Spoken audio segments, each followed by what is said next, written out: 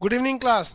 आज हम लोग केमिस्ट्री करते हैं। 2 दिन से केमिस्ट्री छूटा हुआ था। केमिस्ट्री आपको डेली रात में 8:30 बजे से चलेगा। केमिस्ट्री के टाइम में कोई चेंजिंग नहीं होगा। पर डे रात को 8:30 से 11, फिर 11:30 से 1, पर डे आपको 3 से 4 घंटे केमिस्ट्री चलेगी।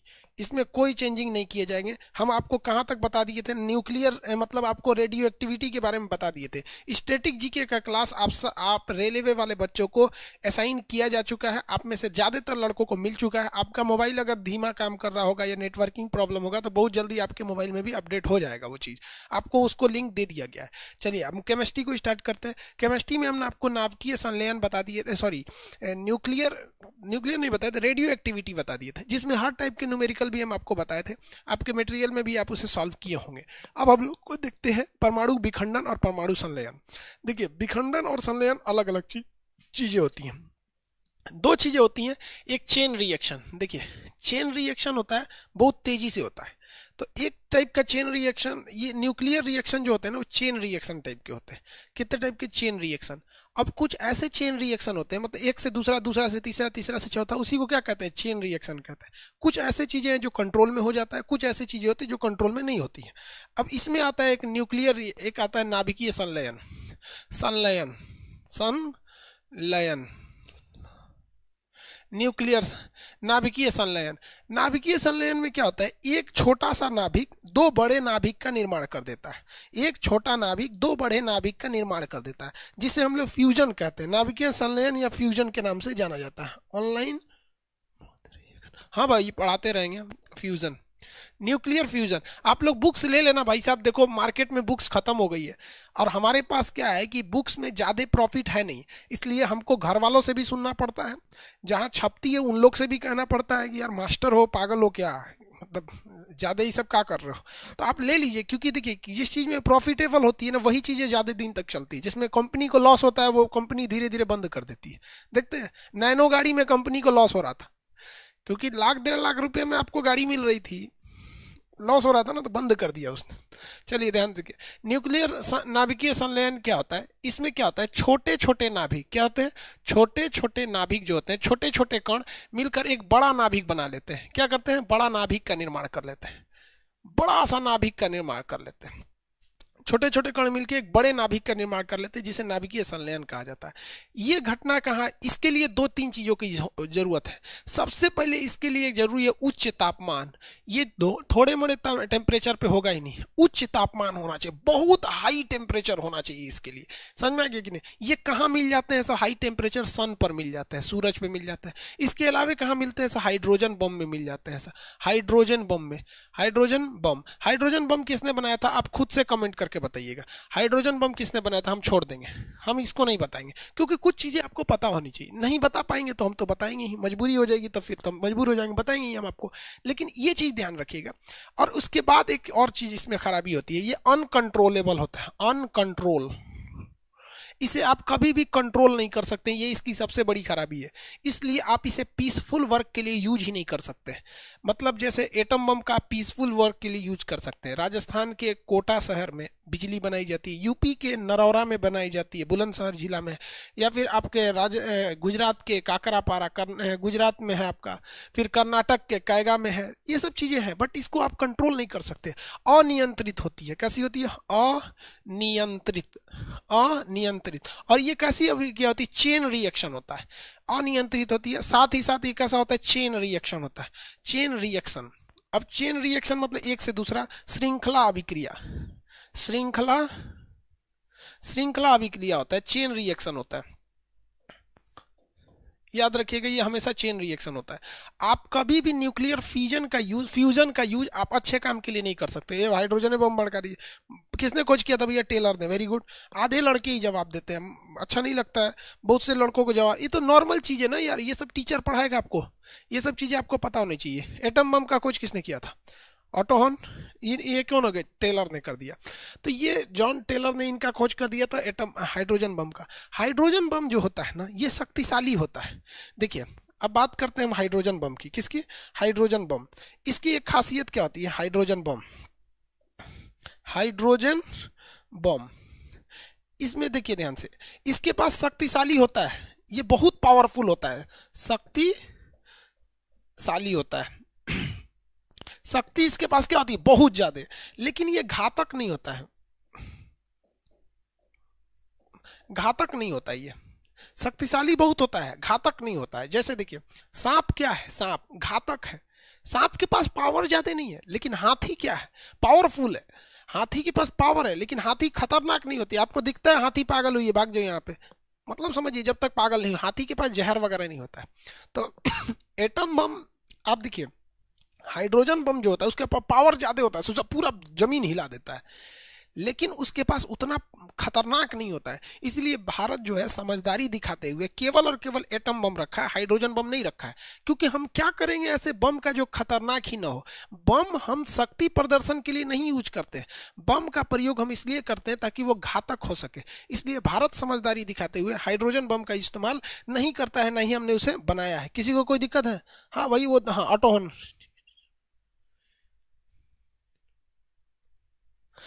चलिए ध्यान से समझिए, यहां तक में किसी को न्यूक्लियर फ्यूजन में तो दिक्कत नहीं है, हम लोगों ने एटम बम को बना के रखा है। अब एटम बम को समझेंगे, फिर एटम बम दो टाइप के होगा, एक कंट्रोल में हो जाएगा, एक अनकंट्रोल होगा। अनकंट्रोलेबल होगा तो बम बन जाएगा, कंट्रोल में हो जाएगा तो न्यूक्लियर रिएक्टर बन जाएगा।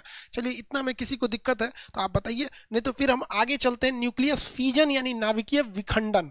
न्यूक्लियर फ्यूजन यानी नाभिकीय विखंडन की बात करते हैं। इसमें दिक्कत है तो बोलिए, किसी को कोई दिक्कत नहीं?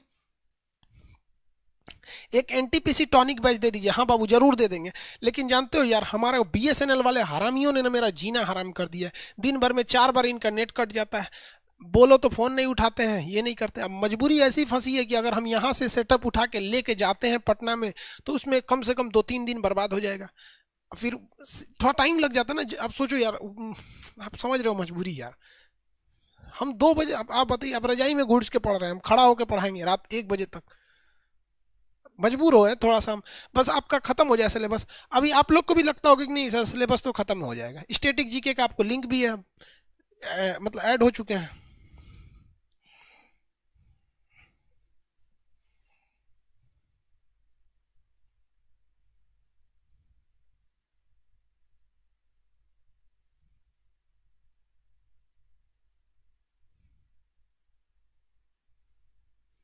भाई हम आपको ये नहीं बता सकते हम कहाँ के हैं, हम बस आपको इतना बता सकते हैं कि हम भारत माँ की एक संतान है।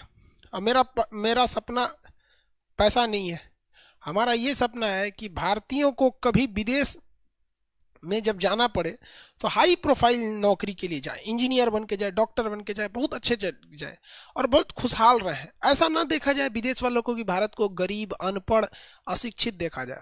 बस यही है मेरा एक एड्रेस। मेरा धर्म पूछिएगा तो मेरा धर्म यही है कि हम एक हिंदुस्तानी हैं।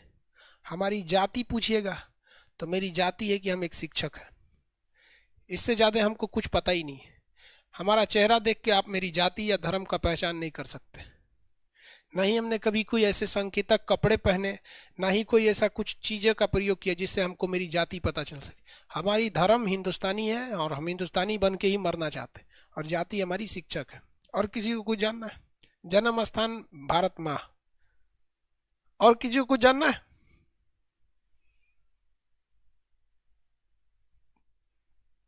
नहीं जानना है? चलिए,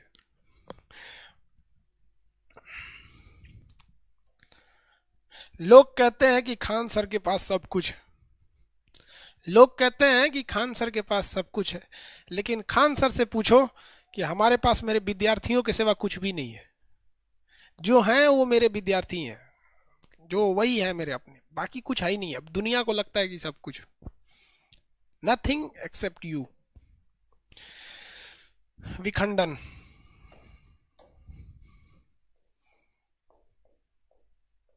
नाभिकीय विखंडन। आप न्यूक्लियस जोड़ दीजिएगा, आपके नाभिकीय आगे जोड़ लीजिएगा। जरा पूछ रहे बीबी का नाम क्या, बिया भैले ना इनका बीबी बताओ। विखंडन, नाभिकीय विखंडन, इसे क्या कहते हैं? Nuclear fusion. सीबीएसई वाले याद रखिएगा, इसे फ्यूजन कहते हैं, उसे फ्यूजन कहते हैं। थोड़ा इसमें कंफ्यूजन हो जाता है। इसमें ध्यान दीजिएगा, एक चीज होती है उसकी उल्टी होती है। एक कोई बड़ा सा नाभिक होता है, बड़ा नाभिक, बड़ा नाभिक छोटे छोटे टुकड़ों में बन जाता है, छोटा छोटा टुकड़ा में बन जाता है, छोटा छोटा छोटा छोटा छोटा टुकड़ों में बच जाता है, इसे कहते हैं नाभिकीय विखंडन। अब आप इसको तुलना कर सकते हैं पुराने वाले की तरफ। इसके लिए क्या चाहिए, ज्यादा उच्च तापमान की जरूरत नहीं है, कुछ भी नहीं है इसके लिए। देखिए ध्यान से, इसका यूज दो तरह से हो सकता है। एक, इसको हम लोग कंट्रोल भी कर सकते हैं और अनकंट्रोल भी हो सकता है। देखिए ये अनकंट्रोल भी हो सकता है, अनकंट्रोल, इसमें तो भैया चेन रिएक्शन होगा ही। कैसा होगा, चेन रिएक्शन। दोनों में कैसे रिएक्शन होता है, चेन रिएक्शन होता है, यानी श्रृंखला अभिक्रिया, एक से दूसरी रिलेटेड रहती है, श्रृंखला अभिक्रिया, श्रृंखला अभिक्रिया, श्रृंखला अभिक्रिया यानी चेन रिएक्शन होता है। ये कंट्रोल भी हो सकता है और अनकंट्रोल भी हो सकता है, अनकंट्रोल, अनकंट्रोल यानी अनियंत्रित, अनियंत्रित, अनियंत्रित भी हो सकता है। जब ये कंट्रोल के बाहर हो जाता है तो इसे एटम बम कहते हैं। जब ये कंट्रोल के बाहर हो जाता है तो इसे क्या कहते हैं, एटम बम कहते हैं, परमाणु बम कहते हैं। एटम बम यानी परमाणु बम के नाम से जाना जाता है। कब जाना जाता है, जब ये कंट्रोल के बाहर हो जाता है तब, अदरवाइज इसको कंट्रोल के अंदर भी किया जा सकता है। एटम बम के नाम से जानते हैं। एटम बम जो होता है ये शक्तिशाली नहीं होता है। एटम बम जो होती है इसकी शक्ति कम होती है, एटम बम की शक्ति कम होती है, लेकिन ये ससुरा घातक ज्यादा होता है, ये घातक ज्यादा होता है। बहुत से लोगों को लगता है कि एटम बम क्या है, भैया रियलिटी में एटम बम एक प्रदूषण का नाम है। Atom bomb is not a bomb, it is a kind of electromagnetic and उसको क्या कहते हैं, रेडिएशन, रेडिएशन एक तरह का प्रदूषण है जो आपको दिखता ही नहीं। जैसे हम कहते हैं ना दिल्ली की हवा में प्रदूषण है, आप सांस लेंगे दिल्ली की हवा में जल्दी बीमार पड़ जाते हैं वहां पे। तो एटम बम एक तरह का प्रदूषण है। होता क्या है कि जब आप किसी एरिया में परमाणु बम फेंकते हैं, किसी भी एरिया में, जैसे मान के चलिए ये एक बोर्ड है, इस एरिया में यहाँ पे एटम बम पटक दिया गया, तो हो सकता है ये 2-4 किलोमीटर की एरिया डिस्टर्ब हो जाए। ये 10 किलोमीटर की एरिया को डिस्टर्ब कर सकता है, 10 किलोमीटर भी नहीं करता है सचरा, 5 किलोमीटर, ज्यादा दूर डिस्टर्ब नहीं करता है, 5 किलोमीटर की एरिया को डिस्टर्ब कर देता है फर्स्ट डे। अब यहां से इसकी मेन तबाही नहीं चालू होती है। एटम बम जब मारा जाता है तो मरने का असली सिलसिला चालू होता है दूसरा या तीसरा चौथा 5वां दिन से चालू होता है। कैसे, देखिए जब ये एटम बम को फेंकिएगा तो इसमें से रेडिएशन निकलता है। क्या निकलता है, रेडिएशन। अब ये रेडिएशन कई टाइप के होते हैं, ये कई टाइप के रेडिएशन निकलते हैं इसमें। इस रेडिएशन में सबसे खतरनाक होता है आपका कौन सा किरण, गामा रेज। क्या होता है, gamma rays. Gamma rays, gamma rays इतनी खतरनाक होती है कि किसी भी चीज को जला देती है। और इस गामा रेज के पीछे आ रही होती है, जस्ट इसके पीछे निकली रही होती है आपकी एक्स रे।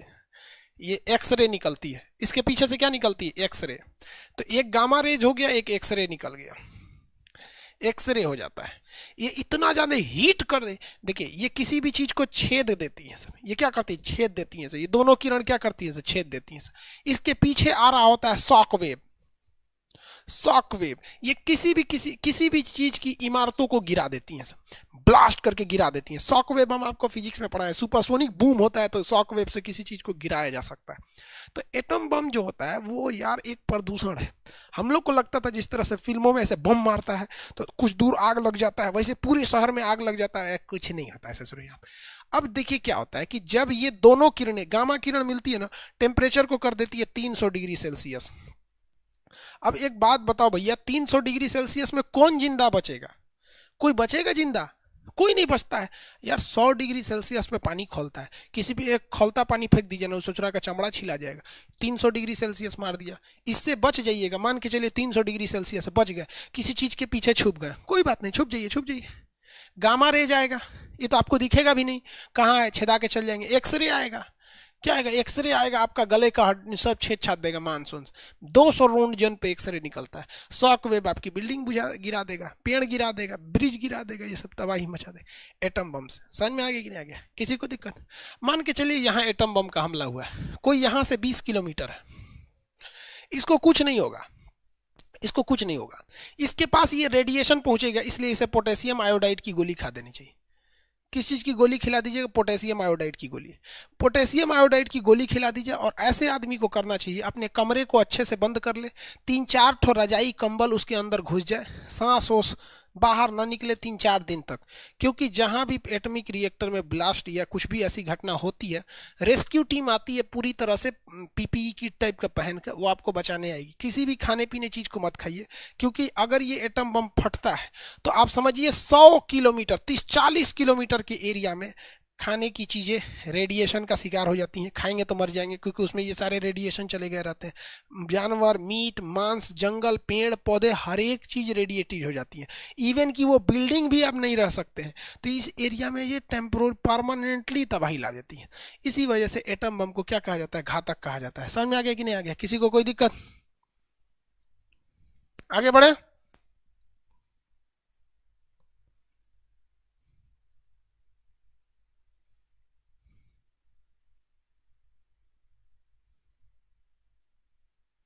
किसी को कोई दिक्कत नहीं है? आगे बढ़े। क्वेश्चन पूछिए ना। आप कह रहे हैं पीएम अलीगढ़ मुस्लिम यूनिवर्सिटी जा रहे हैं, तो क्या गलत है भैया? हमारे देश के प्रधानमंत्री हैं, वो नहीं जाएंगे तो कौन जाएगा? हाफिज सईद। हाँ, अच्छी बात है। जेएनयू में गए थे, एएमयू में जाए, बीएचयू में जाए, अलीगढ़ मुस्लिम यूनिवर्सिटी में। अच्छा तो है मोदी जी स्टूडेंट से मिल रहे हैं, तो बहुत अच्छी बात है। मिले स्टूडेंट से। आप कोशिश कीजिए आप लोग अपने अपनी यूनिवर्सिटी में बुला सके। Don't go in politics. If you want to spoil your career, the simplest way is to join politics. आगे बढ़े। किसी को कोई दिक्कत नहीं? हाइड्रोजन बम क्या होता है? हानिकारक। देखिए हाइड्रोजन बम से ना ये सारे रेडिएशन बहुत कम निकलते हैं। हाइड्रोजन बम से ये रेडिएशन जो होते हैं उतनी मात्रा में नहीं निकलते हैं, जबकि एटम बम से ये रेडिएशन बहुत ज़्यादा निकलते हैं, इसलिए ज़्यादा खतरनाक हो जाता है। पावरफुल तो नहीं कह सकते, लेकिन खतरनाक ज़्यादा हो जाता है। ठीक है। पहला एटम बम कहाँ गिराया गया था? पहला एटम बम 6 अगस्त को। पहला एटम बम 6 अगस्त को। दूसरा एटम बम 9 अगस्त। 6 अगस्त 1945। दूसरा 9 अगस्त 1945। 9 अगस्त 1945। पहला जो था वो यूरेनियम का था, दूसरा जो था पोलोनियम का था। पोलोनियम का था। पहला किसका था? यूरेनियम, दूसरा पोलोनियम का। पहला यूरेनियम, दूसरा पोलोनियम का। जापान पर गिराया गया था। कहाँ पे गिराया गया? जापान पर। देखिए एबीसीडी में पहले एच आता है, तो एच से हिरोशिमा, उसके बाद एन आता है नागासाकी। एबीसीडी में पढ़िएगा ना तो आपको एच पहले ही मिल जाएगा। तो पहले कहाँ गिरा? हिरोशिमा, उसके बाद नागासाकी। ट्रिक याद रखिएगा। एन एच पहले आता है तो पहले हिरोशिमा, एन बाद में आता है इसलिए नागासाकी। पहला चीज ये हो गया। दूसरा, कोड नाम क्या था इसका? कोड नाम, तो पहले वाले का कोड नाम था लिटिल बॉय, छोटा बच्चा। दूसरे वाले का नाम था फैट मैन, मोटा आदमी। तो लिटिल बॉय और फैट मैन, लिटिल बॉय और फैट मैन, लिटिल बॉय और फैट मैन। तो आप ट्रिक एकदम इजीली याद रखेंगे। पहला ट्रिक लिटिल बॉय, छोटा बच्चा, गिर गया फैट मैन, हो गया। वो यूरेनियम का था, ये पोलोनियम का था। यूरेनियम और पोलोनियम। आगे बढ़ जाए, किसी को दिक्कत तो नहीं है? बोलिए। 6 अगस्त और 9 अगस्त कहाँ पे गिरा? नागासाकी में। कहाँ पे गिरा? नागासाकी में।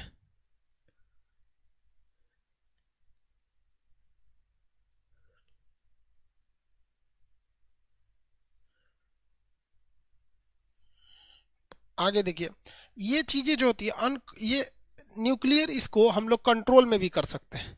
ये क्या कर सकते हैं? कंट्रोल में कर सकते हैं। न्यूक्लियर रिएक्टर को हम कंट्रोल यानी नियंत्रित किया जा सकता है। जब आप नियंत्रित कर देते हैं, जब क्या करते हैं? नियंत्रित कर देते हैं, तो उसे हम लोग कहते हैं atomic plant, atomic power plant, atomic power plant, power plant, नाभिकीय बिजली घर। चलिए एटॉमिक पावर प्लांट के बारे में हम समझते हैं। एटॉमिक पावर प्लांट क्या होता है, इसको हम लोग रफली थोड़ा सा समझते हैं। एटॉमिक पावर प्लांट यानी ये जो नाभिकीय विखंडन है, ये कंट्रोल में भी हो सकता है, अनकंट्रोल में भी हो सकता है। लेकिन जो इससे पहले वाला था नाभिकीय संलयन, वो अनकंट्रोल ही होता है, ये कभी कंट्रोल ही नहीं हो सकता। अभी तक तो कंट्रोल नहीं हुआ, आगे वैज्ञानिक लोग कुछ कर दे तो भैया हम क्या कर सकते हैं, फिर पढ़ाएंगे भैया कि कंट्रोल हो गया। देखिए न्यूक्लियर रिएक्टर क्या होता है? बिजली बनाने का एक यंत्र होता है। भैया बिजली कैसे बनती है? कुछ नहीं करना है बिजली बनाने के लिए। एक तो चुंबक ले लीजिए यहाँ पर, एक तो चुंबक ले लीजिए यहाँ पर, इसके बीच में एक तो कॉइल घुमा दीजिए, इसके बीच में क्या कर दीजिए? कॉइल घुमा दीजिए, आर्मरेचर को घुमा दीजिए इसमें। बस आप दोनों साइड में चुंबक लेके इसको घुमा दीजिए। इसको ऐसे ऐसे ऐसे ऐसे घुमाइएगा ना तो बिजली बन जाता है। मैग्नेटिक फ्लक्स जैसे कटते हैं तो बिजली बन जाता है। मेन इस ससुरा को घुमाएगा कौन कैसे?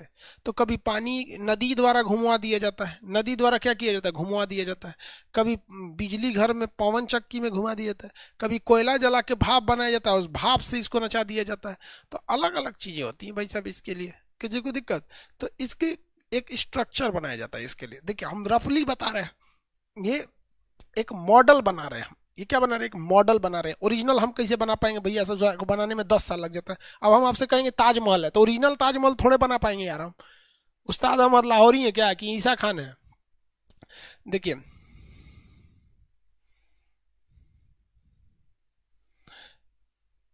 एक बड़ा सा डोम सर्किट बनाया जाता है। एक बड़ा सा क्या बनाया जाता है? डोम बनाया जाता है। ये इसे हम लोग कहते हैं नियंत्रित वाल्व। ये एक बिल्डिंग होती है जो कंक्रीट की होती है।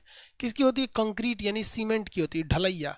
ये बहुत मोटी ढलैया होती है। जिस तरह ट्रेन का पाया होता है ना, ट्रेन का ब्रिज का जो पाया देखे इतना मोटा, वैसे ही मोटा सा ढलैया होता है। इसके अंदर हम लोग यूरेनियम को रखते हैं। किसे रखते हैं? यूरेनियम को। यूरेनियम को हम लोग येलो केक कहते हैं या आशा का ईंधन कहते हैं। समझ में गया? येलो केक या आशा का ईंधन कहते हैं। अब अगर ध्यान देंगे तो ये यूरेनियम को क्या किया जाता है? ब्लास्ट कराया जाता है। तो इसमें अगर आपसे पूछ दे कि इसमें आप सुरक्षा के लिए किसका प्रयोग करते हैं? Nuclear reactor, reactor, nuclear reactor या नाभिकीय संयंत्र। नाभिकीय संयंत्र, संयंत्र में आप सुरक्षा के लिए किसका प्रयोग करते हैं? तो न्यूक्लियर रिएक्टर में हम सुरक्षा के लिए प्रयोग करते हैं कंक्रीट की दीवारें। कंक्रीट की दीवार, कंक्रीट की दीवार का प्रयोग करते हैं। ये उसमें क्या करता है? सुरक्षा देता है। कंक्रीट की दीवार सुरक्षा देता है। अगर कह देंगे कि ईंधन के रूप में किसका प्रयोग करते हैं, तो फिलहाल में ईंधन के रूप में किसका प्रयोग होता है? यूरेनियम का। फिलहाल में यूरेनियम का यूज होता है। लेकिन अभी साइंटिस्ट इसका यूज करना चाह रहे हैं थोरियम का। थोरियम, थोरियम, लेकिन अभी इस पर रिसर्च नहीं हो पाया है। अब वैज्ञानिक इस पर रिसर्च भी नहीं करते हैं सब। क्यों नहीं करते हैं सब? कि यूरोपीय कंट्री और अमेरिकन कंट्री, इन दो ऐसे देश हैं जिनके पास साइंस बहुत डेवलप है और इनके पास इजीली यूरेनियम मिल जाता है। इसलिए ये जानबूझ के थोरियम पर रिसर्च नहीं करते हैं कि थोरियम से कैसे बिजली बनेगा। क्योंकि अगर इन्होंने गलती से भी थोरियम से बिजली बनाने की बात अगर रिसर्च कर दिया तो दुनिया का 80% थोरियम अकेले भारत के पास है। तो फिर भारत पूरी दुनिया में बिजली बेच के राजा हो जाएगा। क्योंकि दुनिया का ऐसा कोई घर नहीं है जहां बिजली नहीं है। ऑपरेशन जितना जरूरी आजकल ऑक्सीजन हो गया है, अब उतनी ही जरूरी मोबाइल और बिजली हो गया। बिना बिजली का कुछ नहीं चलेगा, पूरी दुनिया ठप हो जाती है।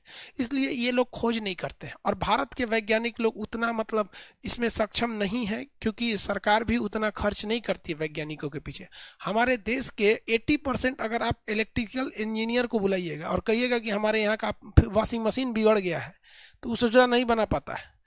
पंखा खोलने के लिए जितना देर में इंजीनियर साहब पंखा खोलेंगे ना, उससे जल्दी से गांव का मिस्त्री खोल देता है।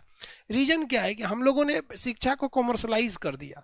शिक्षा को क्या कर दिया? कॉमर्शलाइज। बेंगलोर साउथ में जाइएगा तो एक बिल्डिंग में 3 इंजीनियरिंग कॉलेज है, सर्टिफिकेट भी देने का काम हो जाता है, तो जो स्तर को गिरा देते हैं। लेकिन भारत में ही अगर आप देखेंगे तो आईआईटी है, बहुत अपने जीवन को बचा के रखा है। आज भी आईआईटीएन का पूरी दुनिया में डिमांड है। आप देख सकते हैं हमारे देश के जो सीईओ होते हैं सब, तो भारत के सीईओ ज़्यादा अच्छे होते हैं। पाकिस्तान के सीईओ भी होते हैं सब, पाकिस्तानी सीईओ भी अच्छे होते हैं सब, वो सब भी कमांड करता है सब, वो और खतरनाक होता है सब पाकिस्तानी सीईओ। जैसे गूगल का सीईओ भारत से जाएगा, माइक्रोसॉफ्ट का सीईओ भारत से जाएगा, यूट्यूब का भी भारत से चला जाएगा। ये सब बड़े बड़े कंपनियों में भारत से सीईओ जाते हैं। पाकिस्तान से भी सीईओ जाते हैं सब। अलकायदा का सीईओ पाकिस्तान, तालिबान का पाकिस्तान, लश्कर तैयबा पाकिस्तान। तो दोनों देश जो हैं अपने अपने सीईओ, चीफ एग्जीक्यूटिव ऑफिसर पूरी दुनिया में देते हैं और इनके सीईओ पूरी दुनिया में अपना तहलका मचा के रखे। अलग बात है कि दोनों का फील्ड अलग अलग है। तो ईंधन हो गया। हम लोग थोरियम का यूज अभी नहीं कर पाते हैं, फ्यूचर में इसका यूज होगा। अब इसमें क्या किया जाएगा भैया? न्यूक्लियर विखंडन कराया जाएगा, नाभिकीय क्या कराया जाएगा? विखंडन कराया जाएगा। तो इसमें से क्या निकलते हैं? न्यूट्रॉन निकलते हैं। लेकिन ये न्यूट्रॉन जो होते हैं ससुरा बड़ी ज्यादा संख्या में निकल जाते हैं। समस्या क्या है? न्यूट्रॉनों की संख्या। न्यूट्रॉनों की क्या होती है? संख्या ज्यादा हो जाती है। ये संख्या ज्यादा हो जाएगी ना, इसे थोड़ा दीवालवा फोड़ के निकल जाएगा। अगर इनकी संख्या को कंट्रोल नहीं करेंगे ना, एक बार ब्लास्ट करा दिए ना, धड़ धड़ धड़ धड़ धड़ निकलते रहेंगे। अगर नहीं कंट्रोल करेंगे ना, ब्लास्ट करके निकल जाएगा। और ब्लास्ट किया ना तो gamma, beta, alpha, gamma, X-ray, shockwave धाए धाए मारेगा, खत्म। अगर कोटा शहर को बर्बाद करना है, कोटा शहर को बर्बाद करना है तो बस वहां का एटॉमिक रिएक्टर में अगर गलती से भी विस्फोट कर गया तो कोटा शहर बर्बाद हो जाएगा। ऐसा बर्बादी हो चुका है, इसलिए कह रहे हैं। चेर्नोबिल परमाणु दुर्घटना हुआ था 1986 में यूक्रेन में। पूरा शहर, जो उस शहर का नाम उस समय प्रीपेट था, वहां एक शहर बसाया गया था जिसका नाम था प्रीपेट शहर। प्रीपेट शहर के लिए बिजली आनी थी चेर्नोबिल से। प्रीपेट शहर आज भी उस शहर में कोई नहीं रहता है, भूतिया शहर हो चुका है। वहां पर हर चीजें क्या हो चुकी हैं, मतलब रेडिएटेड हो चुकी है। तो इसको कंट्रोल करना बहुत ज़्यादा जरूरी है। तो कंट्रोलिंग के लिए, नियंत्रण के लिए जरूरी होता है नियंत्रण। नियंत्रक के लिए किसका प्रयोग करते हैं? तो कैडमियम या बोरान का प्रयोग करते हैं। कैडमियम या बोरान का छड़, कैडमियम या बोरान का छड़ का प्रयोग करते हैं। कैडमियम या बोरान के छड़ का प्रयोग किया जाता है। आप कैसे कहेंगे छड़ का प्रयोग? तो देखिए, इसमें जगह जगह ना होल बने रहते हैं। इसमें कैडमियम या बोरान की छड़ घुसेड़ देंगे ना, कैडमियम या बोरान की छड़ घुसेड़ देंगे तो ये न्यूट्रॉनों को सोख लेता है। न्यूट्रॉन को क्या कर लेता है? सोख लेता है। समझ में आ गया? आप नहीं समझे, इजीली समझिए। एक चीज आप देखे होंगे, घर जब बनता है तो मजदूर मसाला बनाते हैं। सब मजदूर क्या बनाते हैं? मसाला, सीमेंट, गिट्टी, बालू एक में मसाला बनाते हैं। कभी कभी उनसे पानी की मात्रा ज्यादा गिर जाती है तो पानी बहने लगता है। पानी क्या रहता है? बहने लगता है। तो पानी को कंट्रोल करने के लिए वो किस चीज का क्या प्रयोग करते हैं? बालू डाल देते हैं। बालू क्या करता है? पनिया सोख लेता है।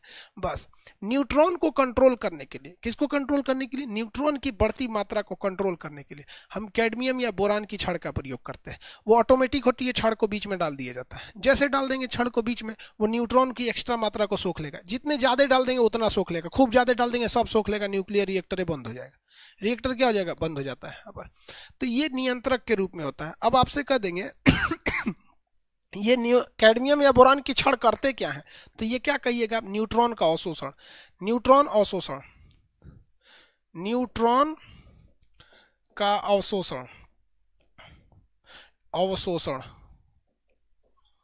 न्यूट्रॉन का अवशोषण ये क्या करते हैं? तो भैया न्यूट्रॉन को क्या कर लेते हैं? सोख लेते हैं।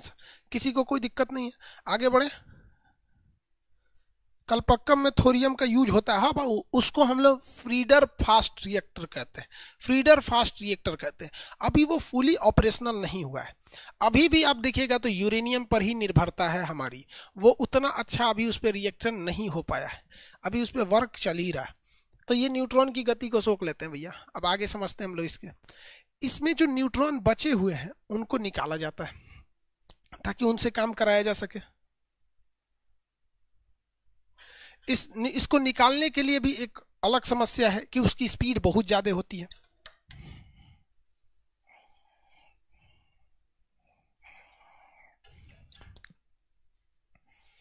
क्या हो गई भैया? समस्या ज्यादा हो गई है।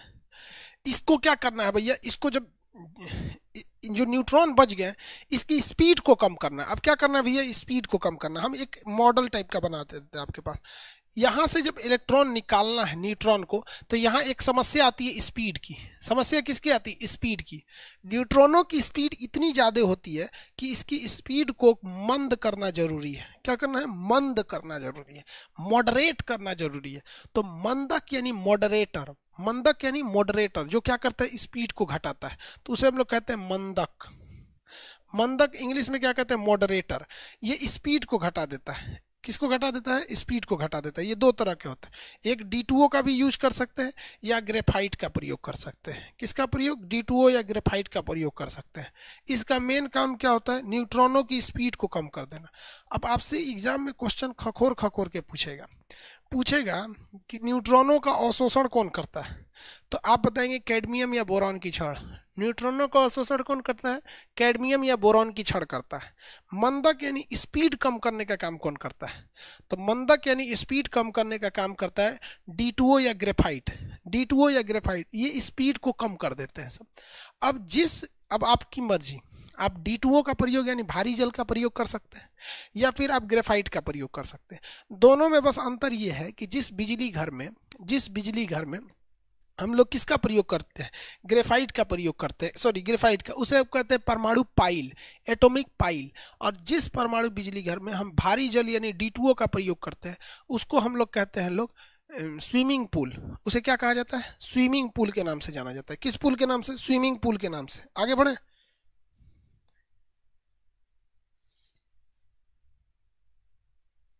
आगे बढ़े। यूरेनियम जादू झारखंड के जादूगोड़ा के खान से निकलती है।